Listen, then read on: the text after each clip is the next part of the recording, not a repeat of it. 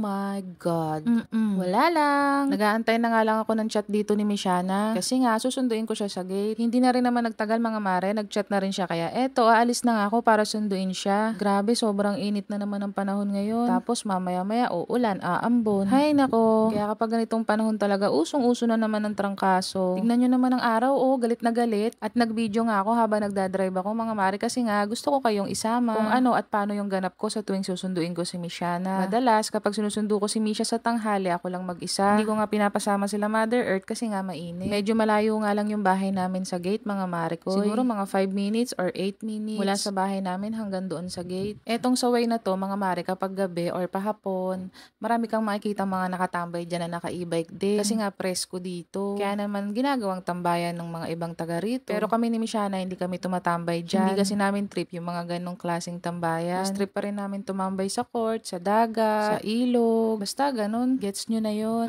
Yung iba nga mga mare, sabi ko sa inyo, nakakatuwa sila kasi habang nakatambay sila dyan, kasama nila yung mga fur babies nila. Winawalk-walk na rin nila yung mga fur babies nila habang nagkukwentuhan sila. Yung iba nga may mga dala pang upuan. Sabi ko, sana nga magkaroon ng park dito. Mas masarap siguro kung magkakaroon ng park dito. O ba? Kesa naman sa gedli-gedli lang nakatambay yung mga nakatira dito. Sana naman maisipan nila magpalagay na rin ng park, no?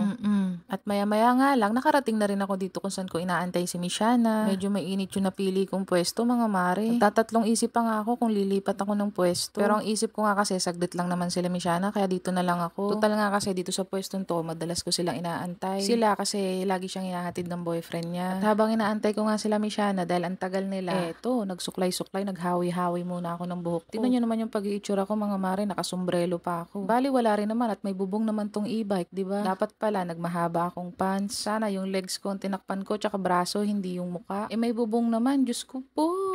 Nung nagpasabog talaga ng katuligan, mga mare, mulat na mulat ako. Tignan nyo naman, nakatabingi na yung legs ko dito, mga mare. Sabi na sa inyo, dapat talaga nagpants ako Hindi nagsombrelo kahit may bubong naman na. Mapapakamot na lang talaga ako sa kaingotan, Miss Ali. At medyo natagalan nga rin kasi sila Michana, mga mare. Ang hirap daw kasi makasakay ng bus. Tapos, nung nakasakay sila ng bus, yung bus naman ayaw umandar. At nag-iipon pa ng pasahero, Diyos ko po. Pag naman talaga sinalubong ka ng malas at katangahan, lumipat na nga ako dito sa bandang likod at si Michana ang pagdadrive-in ko. Tinanggal ko na rin yung sombrelo ko. At bali wala rin naman, Diyos ko po. Lumipat na rin ako ng pwesto. O ba? Kung mapapansin nyo nga mga mare, doon ako nakapwesto sa kabila kanina. Yan, dyan sa way na yan. Ayun no, yung may e-bike na yan, dyan ako nakapwesto kanina, diba? Tignan nyo naman yung pagkainit na yan. Yung pwesto nga na yan, dyan kami madalas nag-aantayan nila Michana. At pagdating nga ni Michana, hindi na ako nakapag-video, kaya eto, nakauwi na rin kami agad-agad. Tuwang-tuwa nga ang dalawang bebe ko, nung nakita kami. Siguro sabi nila, bakit ang tagal nyo? Kanina pa kami nag-aantay dito, ang tagal-tagal nyo. Hindi ko lang masabi sa kanila, naku po mga bebe, hindi nyo lang alam pinagdaanan kong init doon. Halos 30 minutes ata akong nag-antay doon at nakababad sa initan. Late ko na nga kasi naisip, mga mare, na lumipat ng pwesto. Alam nyo naman ako, minsan may pagka-loading talaga ako.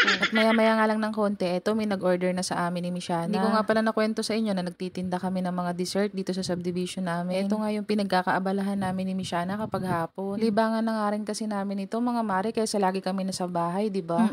At pagkatapos nga namin mag-deliver, eto, tumambay muna kami dito sa court. Nanood-nood nga muna kami. Sayang nga lang at busy na naman ang mga bakla, mga mare, walang volleyball. At yun lang naman talaga ang pinupunta ko dito. Kaya naman no choice din kami, no, tumambay na lang kami dito at mahangin. Kung mapapansin nyo mga mare, yung paligid namin punong-puno ng mga puno. Kaya naman talagang ang sarap tumambay dito. Madalas dito na lang rin kami nag-uubos ng oras ni Michana habang nagkukwentuhan ng kung ano-ano. O siya, hanggang dito na lang. Ayun lang.